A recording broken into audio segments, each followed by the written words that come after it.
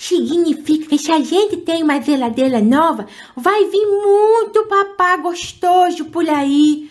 Ah, mas sempre tem papá gostoso aqui. É mesmo, mas quando tem uma geladeira nova, eu aposto que vai ter muito mais papá que antes. E vocês, crianças, o que vocês acham? Vocês acham porque tem uma geladeira nova vai ter muito mais papá? Claro que vai. E vocês vieram ver essa geladeira, né? Então já dá o nosso like. Na brincadeira de hoje, nós temos essa linda geladeira aqui, que é da Baby Alive. É uma geladeira completa e cheia de acessórios. Ela tem luz, som, gavetas e muito mais. Aqui na parte de trás a gente consegue ver algumas coisas legais que tem nessa geladeira. Então eu vou abrir pra gente ver o que tem lá dentro. Essa geladeira vem com várias coisinhas legais. Tem esse coisinha aqui de suco de morango, suco de melancia. Também vem leite.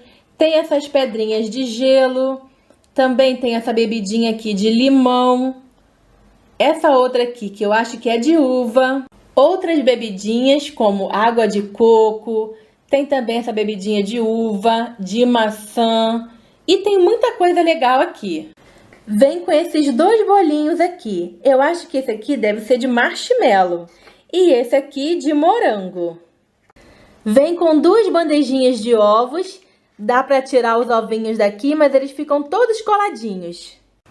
A geladeira vem com esse símbolo aqui da Baby Alive, aqui na parte do congelador. Tem os desenhos aqui de cupcake, cookie, pirulito, sorvete. Nessa parte de baixo aqui tem esse coelhinho muito fofo com a maçã. Nesta parte aqui a gente coloca um copinho, bem assim, e ele faz um barulhinho bem legal.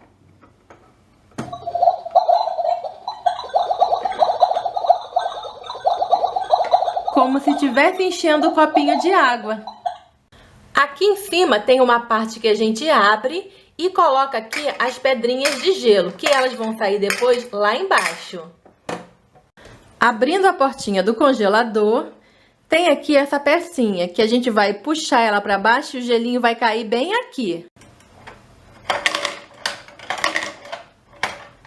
E já temos gelinho. Tem essa outra portinha aqui também, para a gente colocar as coisinhas.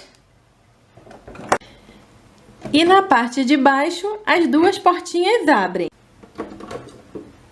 Quando a gente abre a portinha, a luz acende. Eu vou fechar de novo e vamos abrir para ver a luzinha. Olha que bonitinho. Agora eu vou arrumar todas as comprinhas aqui dentro.